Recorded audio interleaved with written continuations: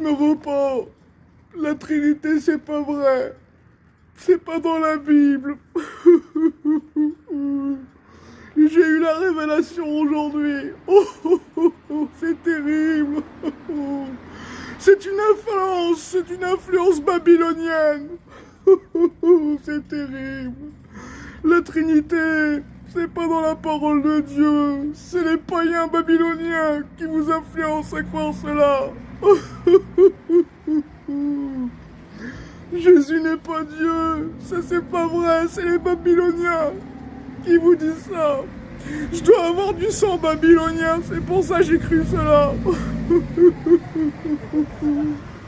suis vraiment en tristesse. Parce que la Trinité, c'est Babylone, Babel, vous savez, c'est Babel. Jésus, c'est pas Dieu, c'est écrit nulle part dans la Bible, c'est un mensonge de Babylone. Faites attention aux Babyloniens, vous pouvez en croiser un et vous transmettre le virus. Bon, alors, je rigole, mais si Jésus-Christ n'est pas Dieu, alors il est quoi? La question se pose, il est quoi? Si Jésus-Christ n'est pas Dieu, il est quoi? Il est une créature angélique? Il n'est qu'un homme? Est-ce qu'un homme peut prendre le péché de l'humanité sur ses épaules? Non mais franchement, là, les antitrinitaires, faut réfléchir, hein. Franchement, soyez sérieux. Hein. Faut arrêter la ganja. Ces gens, ils croient pas au sauveur, ok? Ils se disent croire au sauveur et ils ne croient pas au sauveur, ok? Ils croient à un faux Dieu, ils croient que c'est une créature, un homme qui est mort à la croix. Comment un homme, comment une simple créature, même la plus grande des créatures que Dieu ait créées, peut prendre les péchés de toute l'humanité, ok?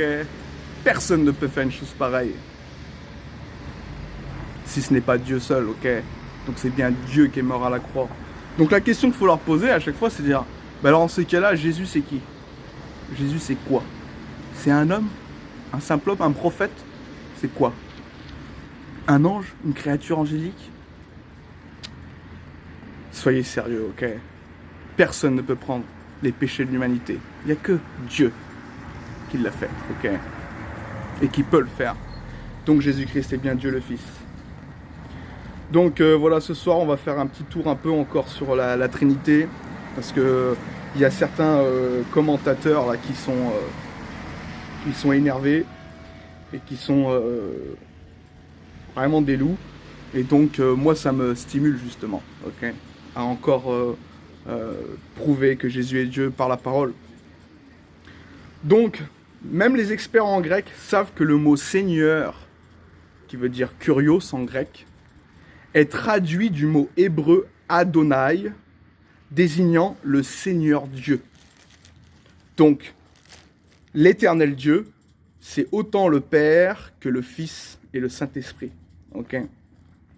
Donc, je répète, le mot Seigneur, donc kurios en grec, est traduit du mot hébreu Adonai, désignant le Seigneur Dieu. Ok? Donc, les gens qui savent qui connaissent le grec, qui sont experts en grec, vont vous dire, voilà, ça a été traduit par rapport à l'éternel, par rapport à Dieu, ok, le tétragramme, si vous voulez, ok, Adonai, ok, le Seigneur Dieu. Et donc, rien que ça, déjà, ça nous prouve que dans la traduction, kurios, en grec, montre que Jésus est le Seigneur Dieu, ok. Voyons que Jésus est créateur aussi comme Dieu le Père.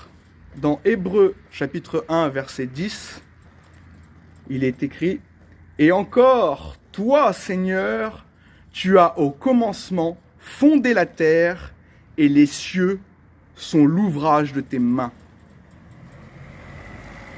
Donc l'auteur de l'épître aux Hébreux nous dit bien, en parlant de Jésus-Christ, hein, c'est dans le contexte, vous regarderez, hein, « Toi Seigneur, tu as au commencement fondé la terre et les cieux sont l'ouvrage de tes mains. » Donc, l'auteur des épîtres aux Hébreux,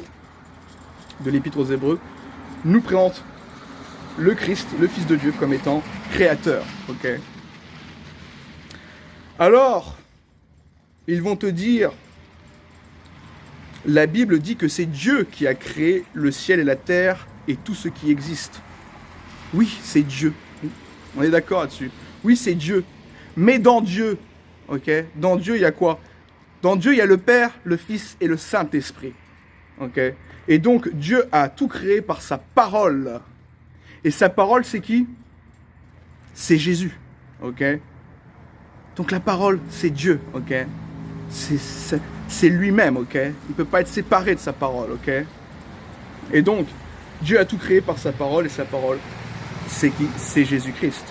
Jean 1, verset 1 à 3. Au commencement était la parole. Et la parole était avec Dieu. Et la parole était Dieu. I repeat because many people don't understand, okay? I repeat, et la parole était Dieu. Et la parole était Dieu, ok? La parole est Dieu, ok? C'est ce que Jean nous explique. Donc, faut arrêter de tordre ces versets et de dire non, c'était un Dieu, ou le grec veut pas dire vraiment cela, blablabla, etc. Non, non, c'est écrit, et la parole était Dieu, ok? Toutes choses ont été faites par elle. Toutes choses ont été faites par elle, et rien de ce qui a été fait n'a été fait sans elle. Donc, mes amis, toute chose a été faite par la parole de Dieu. Donc, si la parole de Dieu n'est pas Dieu, expliquez-moi. Il doit y avoir un problème, ok? Donc, Jésus-Christ est bien Dieu. Tout a été fait par elle, par la parole. Et rien de ce qui a été fait n'a été fait sans elle. Et le verset 14 de Jean 1 dit « Et la parole a été faite chair », ok? Non seulement Jésus est la parole, et en plus cette parole a été faite chair, ok? Donc Jésus-Christ est venu en tant qu'homme sur la terre pour acheter l'humanité. Une question se pose encore, si Jésus-Christ était un ange, admettons, ce qui n'est pas vrai, avez-vous déjà vu un ange créer quoi que ce soit dans la Bible? Non. No one. Aucun ange n'a créé rien du tout dans la parole. Rien, absolument, niet, ok? Tout ce qui a été créé, tout ce qui existe, a eu un commencement, ok? Sauf pour Dieu. Donc là, je suis passé à une autre chose, ok? Mais c'était pour dire, voilà, déjà, un argument valable, qui est terrible, c'est que un ange n'a créé rien du tout. Donc si Jésus était un ange, ça contredirait la parole, ok? Aucune créature ne peut créer quoi que ce soit. Les anges sont des créatures, il faut le savoir, ok? Les anges ne sont pas éternels, ils ont un commencement. Et donc c'est justement là, on va en arriver, non, c'est après, mais bon, je reprends le fil.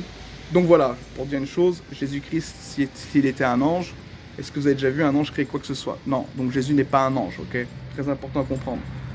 Jésus est appelé l'ange de l'Éternel, j'ai déjà dit, pour dire ce que ange peut avoir la définition d'envoyé de Dieu, ok? Mais ce n'est pas une créature angélique, ok, Jésus-Christ. Jésus-Christ n'est pas une créature angélique. Donc tout ce qui a été créé, tout ce qui existe a eu un commencement, ok? Tout ce qui existe, tout ce qui a été créé a eu un commencement, sauf pour Dieu. Et on dit que le Fils n'a pas de commencement. Il est donc Dieu. Prophète Michée, ok, chapitre 5, verset 2. « Et toi, Bethléem Ephrata, petite entre les milliers de Juda, de toi sortira pour moi celui qui dominera sur Israël,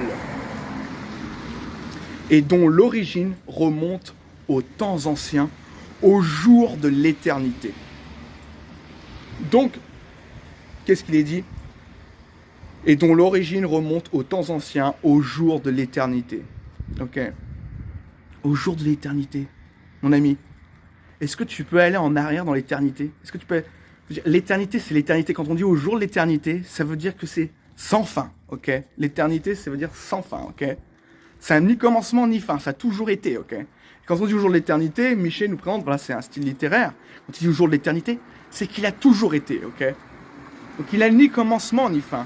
Il est éternel, ok? Au jour de l'éternité. C'est comme si par exemple, il y a l'éternité derrière moi et je voulais aller jusqu'au bout des jours de l'éternité. Bah, ça serait infini. Okay. Pourquoi? Parce que l'éternité, c'est sans fin.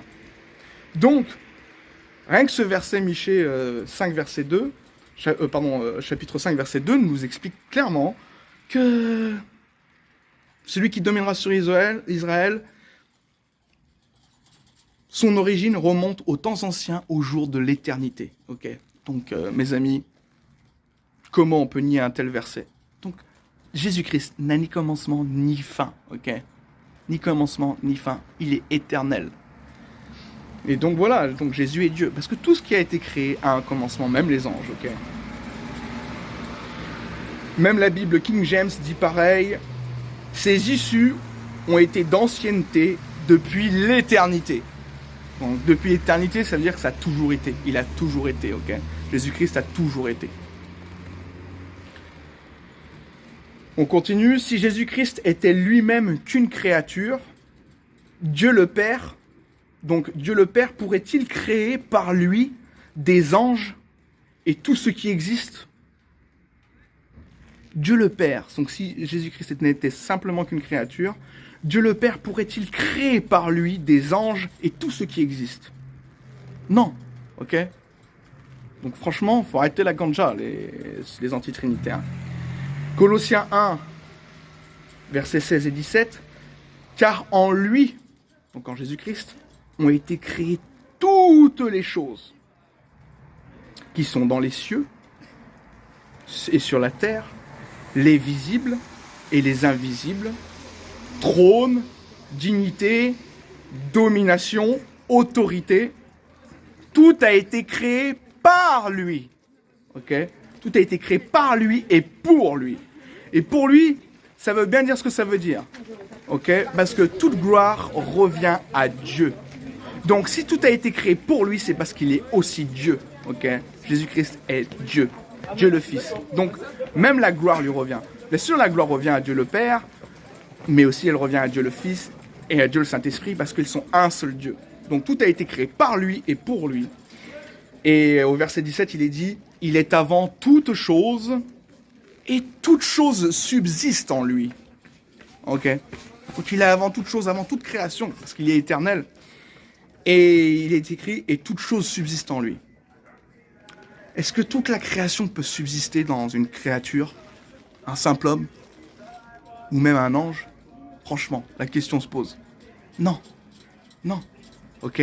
Si toute chose subsiste en lui, c'est parce qu'il est Dieu. Ok? Et qu'il a force de maintenir toute la création.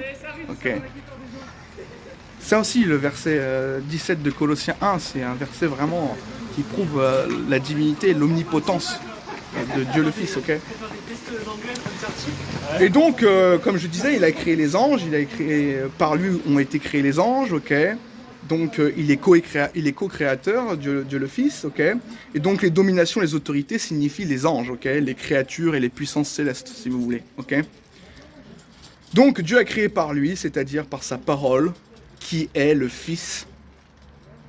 Il a créé par le Fils tout ce qui existe, ok? Jésus est co-créateur avec son Père et l'Esprit Saint, car ils sont Dieu. Les trois sont un seul Dieu. Et ils sont le Dieu créateur. Et chose importante à saisir, c'est quand il est mentionné le mot Dieu ou le mot éternel dans la Bible, c'est le contexte qui nous fait comprendre sur quelle personne de la Trinité, le texte en question se focalise particulièrement. Bien souvent, le texte biblique se focalise en la personne du Père, quand il est mentionné le mot Dieu ou éternel, mais aussi le texte biblique se focalise beaucoup en la personne du Fils, quand le mot Dieu ou le mot éternel est mentionné. Et parfois, ce sont les trois en même temps que se focalise le texte biblique. Voilà, prenons l'exemple d'un verset pour voir bien cela. Dans Jean 1, verset 18, il est écrit « Personne n'a jamais vu Dieu. Le Fils unique, qui est dans le sein du Père, est celui qui l'a fait connaître. » Donc là, on parle bien évidemment de Dieu le Père quand il est mentionné, quand il est dit « personne n'a jamais vu Dieu ». Ok. Donc voilà, le texte se focalise là, quand le mot Dieu est mentionné, sur le Père. Parce que personne n'a vu Dieu le Père. Ok. Moïse a vu le dos de Dieu, mais personne n'a vu, ok, sur cette terre, le visage, la face de Dieu. Parce on ne peut voir la face de Dieu et vivre. Ok. Et donc, voilà, le Fils unique, on l'a vu, ok. Dieu le Fils, on l'a vu, ok. On l'a vu sur la terre, même après sa résurrection, etc. Donc, voilà, tantôt la Bible se focalise, quand il est mentionné Dieu ou l'Éternel, se focalise sur le Père, ok, ou sur le Fils, ou les trois en même temps, sur l'Esprit aussi.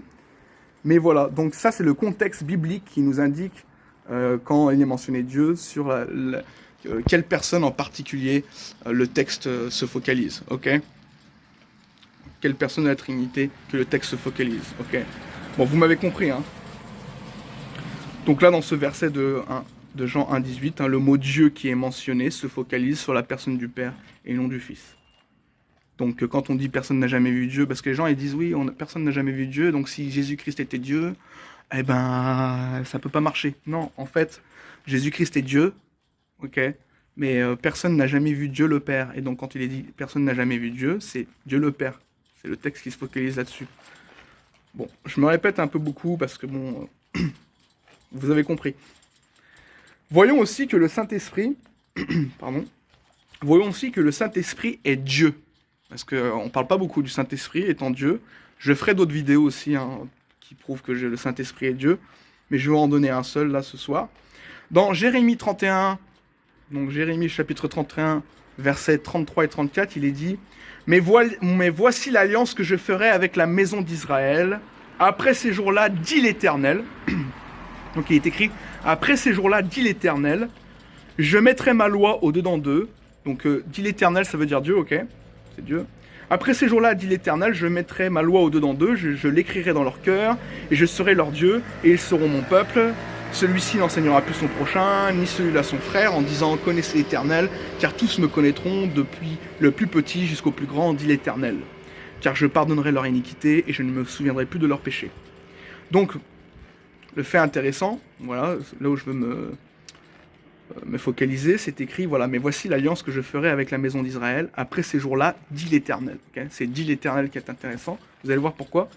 Dans Hébreux 10, versets 15 à 18, il est dit « C'est ce que le Saint-Esprit nous atteste aussi, car après avoir dit, etc., je vais le citer quand même, voici l'alliance que je ferai avec eux, après ces jours-là, dit le Seigneur, je mettrai mes lois dans leur cœur et je les écrirai dans leur esprit.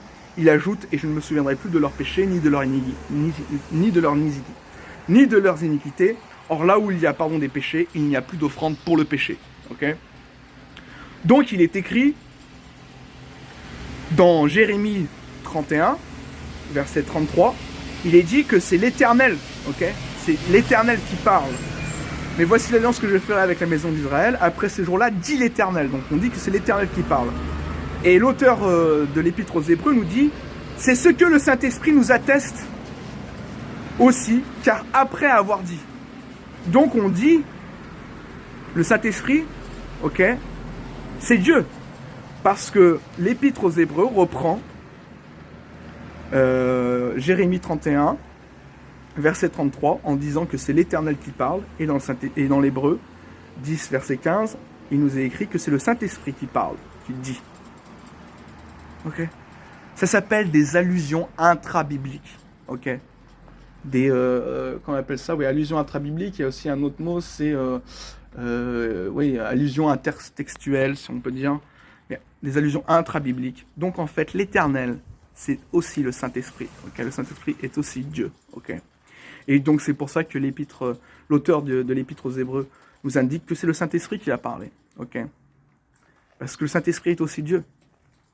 Donc vous vous rappellerez, faites le distinguo, faites la concordance, Jérémie 31, versets 33 et 34, et Hébreux 10, versets 15 à 18, ok. Voilà. Donc, ouais, ça fait déjà une vidéo de 20 minutes.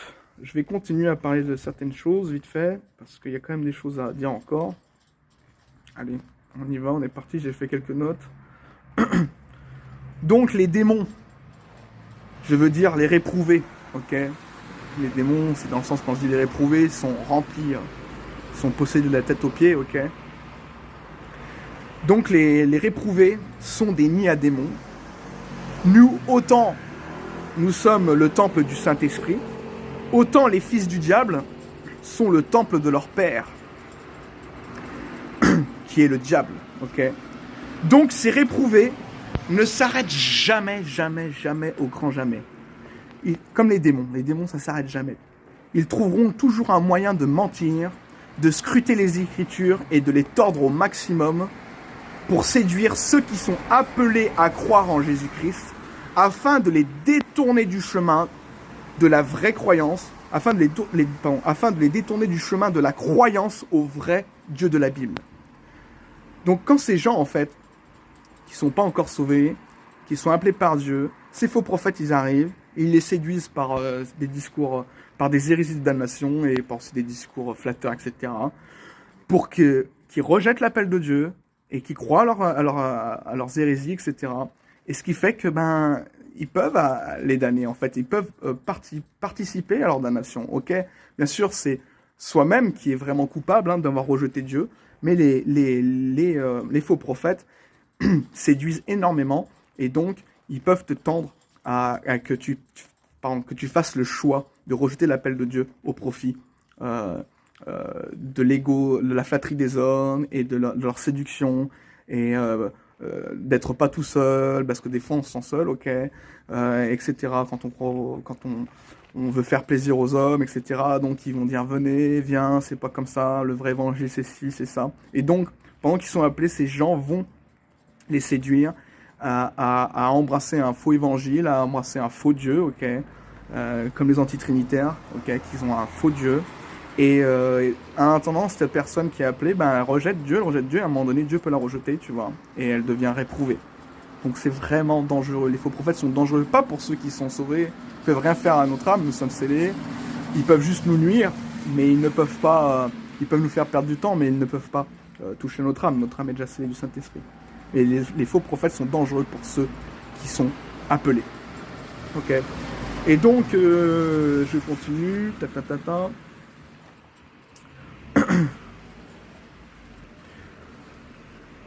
Oui, comme je viens de dire, nous sommes sauvés. Ces faux prophètes ne peuvent rien contre nous, contre notre âme. Ils peuvent juste nous nuire et nous faire perdre du temps, etc. Mais comme bon, là, je ne vais pas me répéter. Donc, si vous avez des proches qui sont dans l'appel de Dieu pour être sauvés, je vous conseille de veiller à leur donner l'enseignement du vrai évangile et des doctrines fondamentales comme la Trinité, l'enfer éternel, etc., qu'on ne peut pas perdre le salut. Parce que, attention, ce genre de personnes qui nient vraiment ces doctrines fondamentales, ce sont des astres errants auxquels l'obscurité des ténèbres est réservée pour l'éternité. Et ils ne s'arrêtent jamais, ok. Ils cherchent des proies. Donc, voilà, je ne veux pas me mettre au-dessus de vous. C'est un conseil en tant que frère en Christ, vraiment, avec tout mon amour, toute ma sincérité. Vraiment, je vous conseille de faire vraiment attention à ça parce que c'est la chose la plus importante, ok. Que vos proches qui sont appelés par Dieu, qui ne connaissent pas encore le Seigneur, qui ne sont pas crus en lui, pardon, et donc qu'ils soient justement au courant du vrai enseignement et qu'ils ne se laissent pas séduire par des faux prophètes, ok, afin d'être éprouvés. Ce serait tellement dommage et ça se passe tous les jours comme ça parce que les faux prophètes amènent des tonnes de personnes en enfer. Donc quand je dis, voilà, je pèse mes mots, ces gens amènent chaque année des centaines d'âmes à la condamnation de l'enfer en séduisant ceux qui ne sont pas encore sauvés, à rejeter l'appel de Dieu pour les amener à croire à des hérésies de damnation, et ainsi de devenir rejetés de Dieu comme eux. On se croirait dans un film, mais attention, c'est une vraie guerre spirituelle, et notre arme, c'est l'épée de l'esprit, ok. Notre arme, c'est l'épée de l'esprit, qui est la parole de Dieu, et justement, le diable veut que les sauvés n'aiguisent pas leur savoir de la parole de Dieu pour que l'on ne puisse pas réfuter correctement les mensonges de ces faux prophètes et ainsi leur laisser champ libre pour séduire les appelés de Dieu a rejeté l'appel, donc afin qu'ils ne croient pas au vrai évangile, donc aux doctrines fondamentales.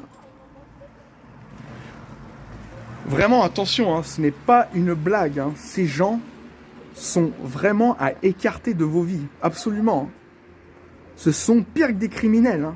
Les criminels, ils tuent le corps, ok? Mais les faux prophètes, ils t'amènent en enfer, ok? Ils t'amènent dans la voie de l'enfer, ok?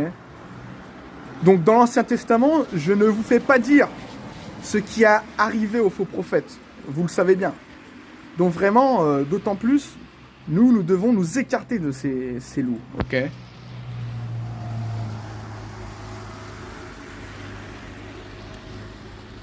Voilà. Bon, les notes, je les ai déjà, voilà. Ok, ça, j'ai parlé ici. On va continuer. Donc, on continue. Je connais vraiment ces mouvements qui se disent chrétiens, ces mouvements messianiques, ces églises de maison qui nient la Trinité. Ce sont des perchés, ok? Je pèse vraiment mes mots.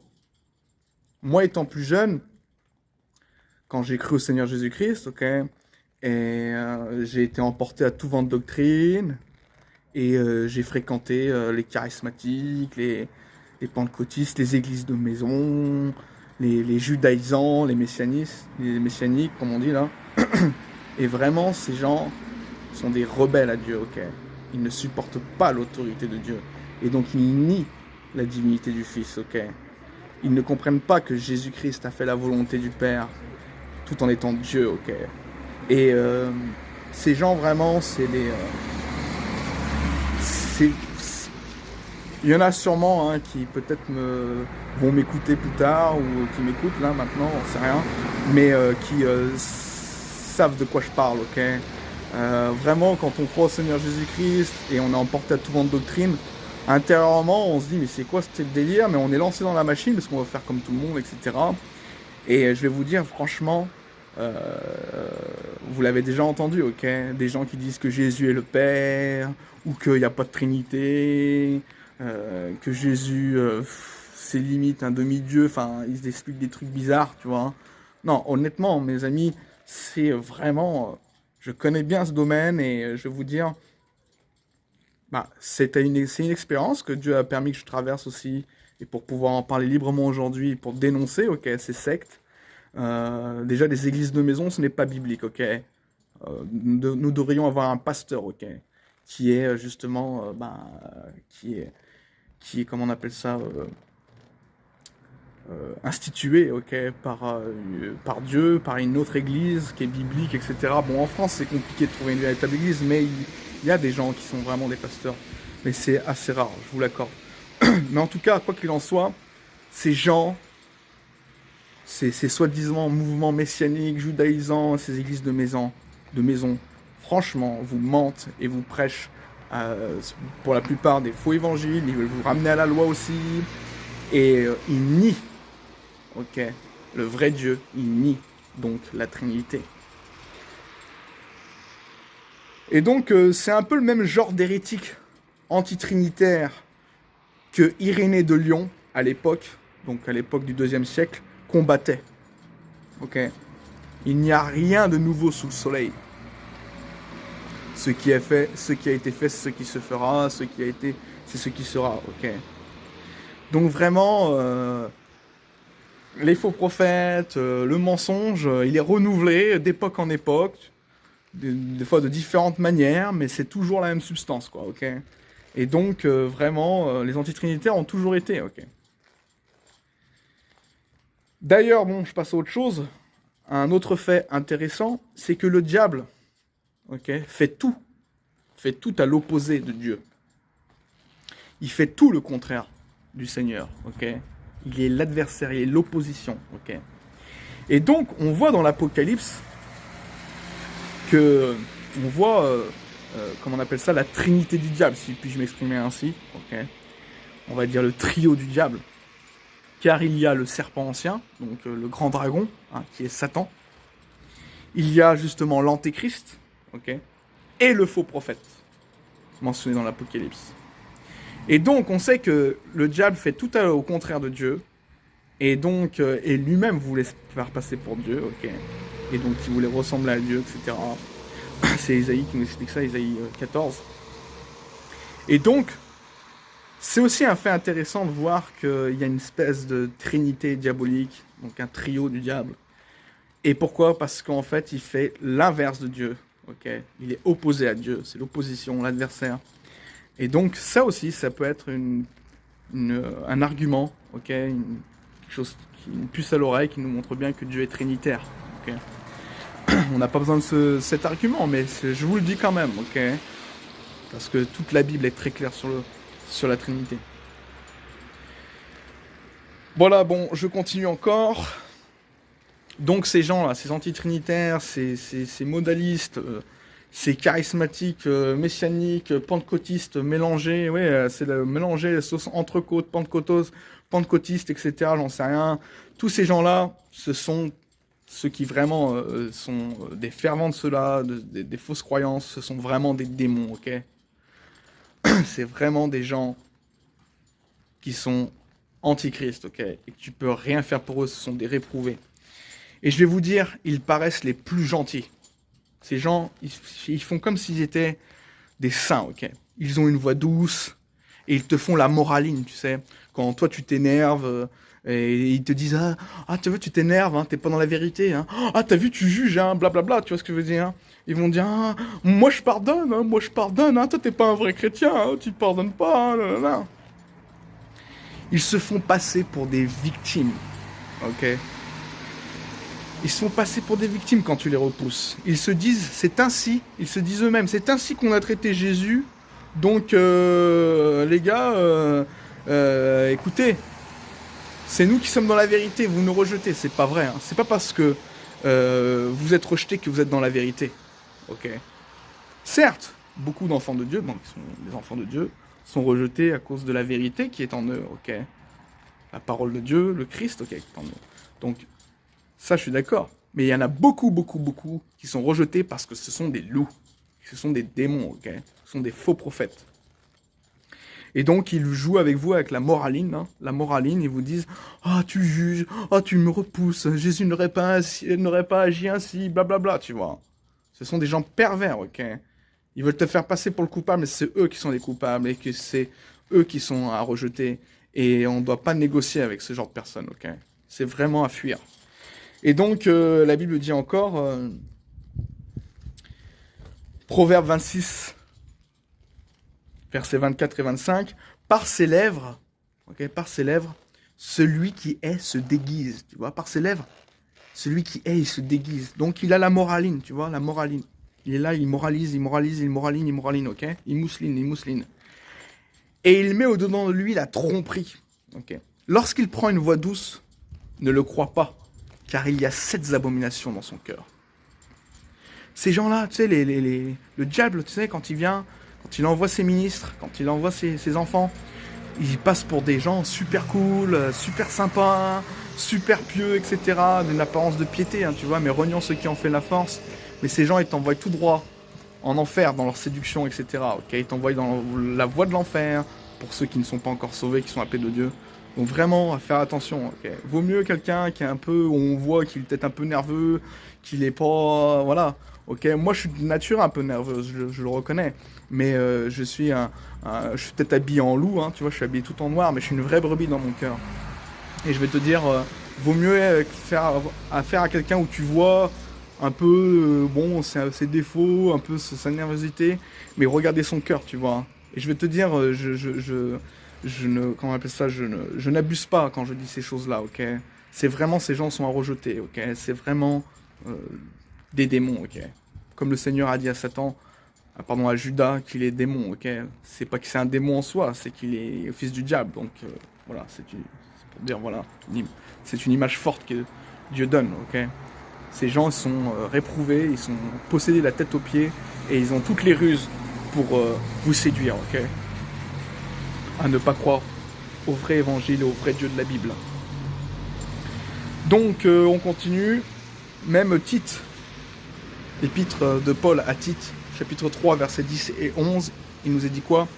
éloigne de toi, après un premier et un second avertissement, celui qui provoque des divisions, sachant qu'un homme de cette espèce est perverti et qu'il pêche en se condamnant lui-même.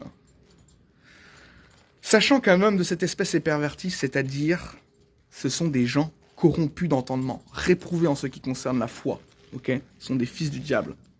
Et d'ailleurs, le mot pervers, dans la Bible, ok, nous on a dans nos Bibles secondes pervers, mais souvent, il est traduit en pervers, mais c'est souvent, ça veut dire fils de Bélial, ok, dans le texte hébreu, ok, comme par exemple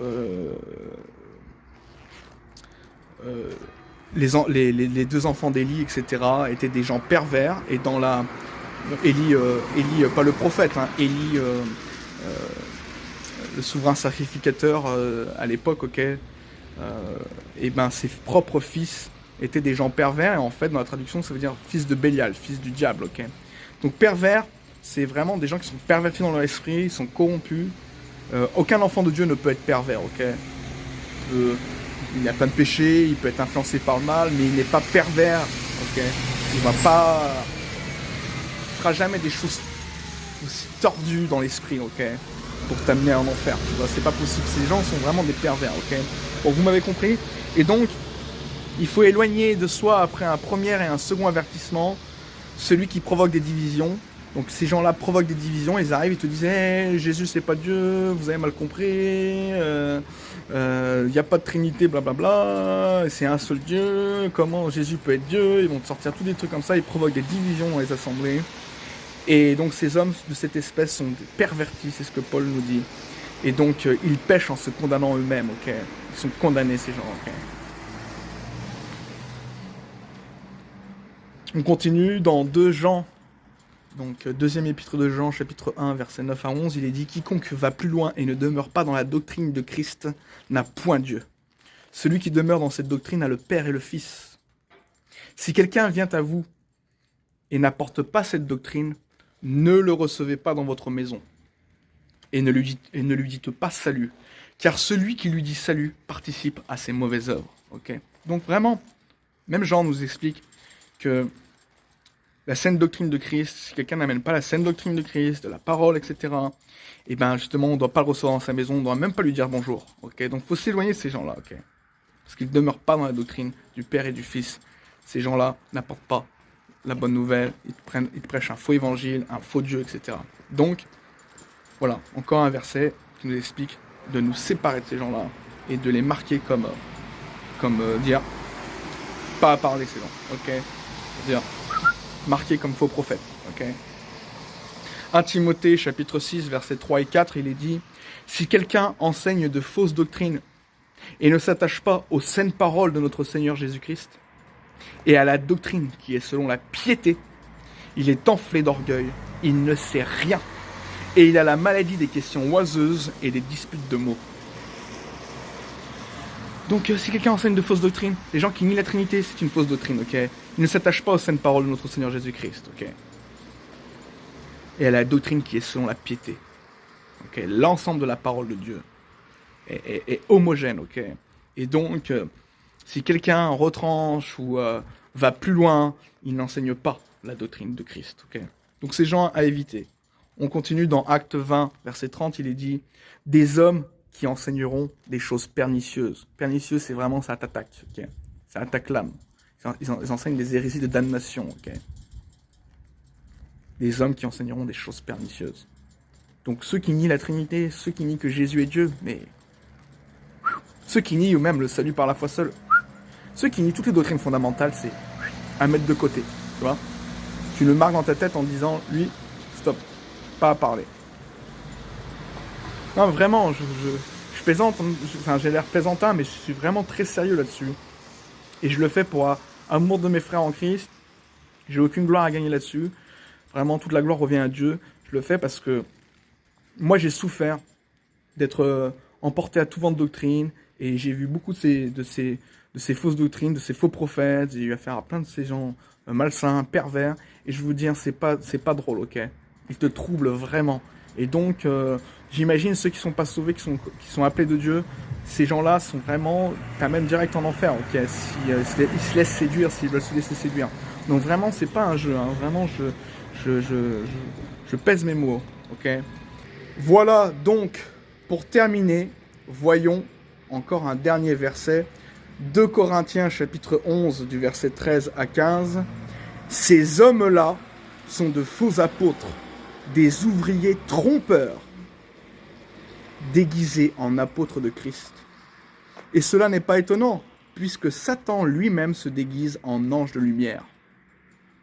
Il n'est donc pas étrange que ces ministres aussi se déguisent en ministres de justice. Leur fin sera selon leurs œuvres. Et donc, chers frères et sœurs en Christ, ne vous faites pas séduire par les beaux parleurs, par ceux qui ont des beaux costumes, qui ont l'apparence de la piété, qui ont l'air polis, qui sont d'une manière bienséants, etc. Éprouvez les esprits pour savoir s'ils sont de Dieu. Regardez à la parole, ok? Parce qu'il y en a des tonnes et des tonnes qui se disent de Dieu, qui se disent ministres de Dieu, ministres de la justice, et qui sont des loups, ok? Donc je ne vais pas vous faire un tableau, vous connaissez déjà tout ça, mais vraiment j'insiste, ok? Parce que il ne faut pas se laisser séduire, ok? D'aucune manière, c'est ce que Paul nous dit, ok? Toujours regarder à la parole, ok? La parole de Dieu, c'est elle qui tranche, c'est elle qui avère ou qui réprouve, ok? Donc si quelqu'un enseigne de fausses doctrines, à jeter à la poubelle. Même s'il vient avec un costard, même s'il a l'air pieux, etc. Même si il jeûne 10 fois par semaine, etc. Eh, les gars, ne vous faites pas laisser séduire. Ok. Donc voilà, ça va être la fin de cette vidéo. Et puis, c'est bon. Vous pouvez jeter les mouchoirs. Vous pouvez jeter les mouchoirs, pourquoi ? Parce que la Trinité est biblique. Vous en faites pas. Elle ne vient pas de la franc-maçonnerie. Elle ne vient pas de Babylone. Elle ne vient pas d'une religion païenne, etc. La Trinité est biblique. Et ceux qui ne croient pas en la Trinité, ils ne sont pas sauvés. Ok ? Parce que c'est inhérent à la foi. Tous les enfants de Dieu croient aux doctrines fondamentales, dont la Trinité. Donc si tu ne crois pas en la Trinité, soit tu n'es pas encore sauvé, soit tu es réprouvé. Mais ça peut pas être, tu peux pas être un enfant de Dieu si tu ne crois pas en la Trinité. Ok. Donc si tu n'es pas encore sauvé, repens-toi, accepte le vrai Dieu, si tu es appelé, etc. Mais vraiment, fais-le sincèrement, repens-toi. Quelqu'un qui est sauvé va forcément croire en la Trinité. Celui qui ne croit pas en la Trinité, comme je viens de vous le dire, c'est soit il n'est pas encore sauvé, soit c'est un réprouvé. Pour la plupart des cas, ce sont des réprouvés. Donc, voilà, prenez ça au sérieux. Que Dieu vous bénisse. À une prochaine vidéo. Bye.